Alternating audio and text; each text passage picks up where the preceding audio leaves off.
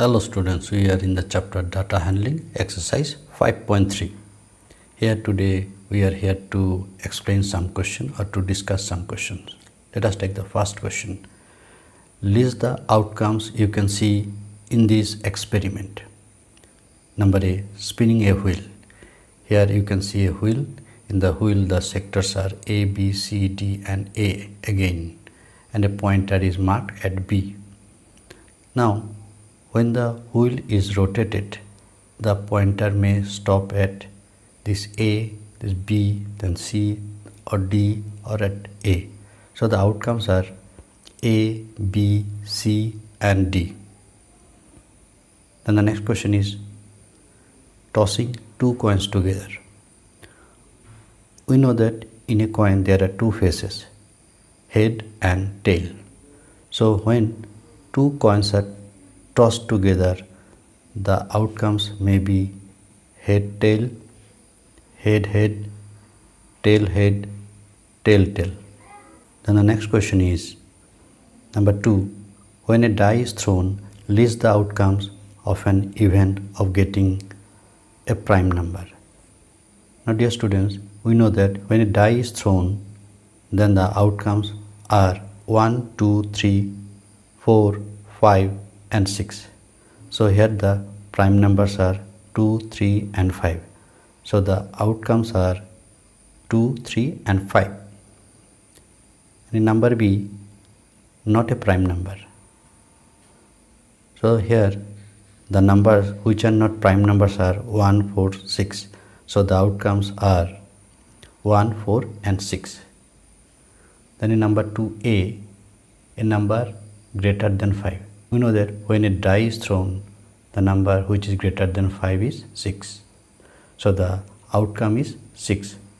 And number B, a number not greater than 5. Dear students, we know that when a die is thrown, the numbers which are not greater than 5 are 1, 2, 3, 4 and 5. So the outcomes are here 1, 2, 3, 4 and 5. Then dear students, let us take question number 3A. Question is, find the probability of the pointer stopping on D. Here you can see that there are 5 sectors which are marked here, and there is only one D. And we know that probability of an event is number of favorable outcomes divided by total number of outcomes. So here only one D is there, so its probability of getting D is 1 by 5. Then we have taken question number B. Let us read the question. Find the probability of getting an ace from a well shuffled deck of 52 playing cards. Dear students, here we have taken 52 playing cards and there are 4 aces here which are marked as A. We know that probability of an event is number of favorable outcomes divided by total number of outcomes. So here the probability of getting one ace is 4 by 52. So if we simplify, we'll get 1 by 13. Then in question number C, let us read the question. Find the probability of getting a red apple.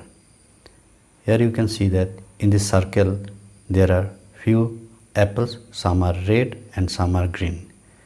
Here you can see that there are 4 red apples and 3 green apples. So the total number of apples is equal to 7 and number of red apples is 4.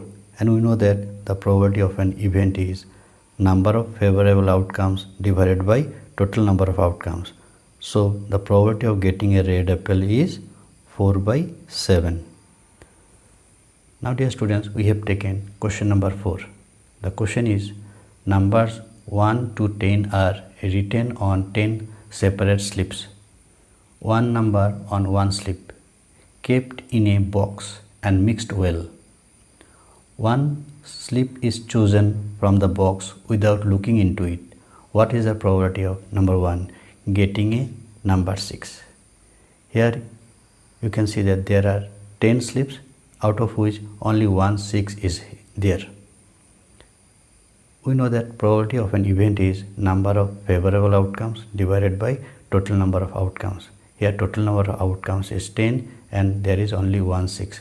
So probability of getting a number 6 is 1 by 10. Then let us come to question number 2. Getting a number less than 6.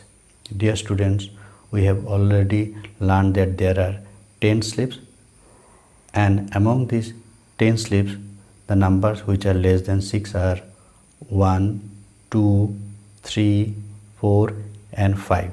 Such numbers are 5 slips. So the probability of getting a number less than 6 is equal to 5 by 10. If we simplify, we will get half, 1 by 2. Then in number 3, the question is getting a number greater than 6.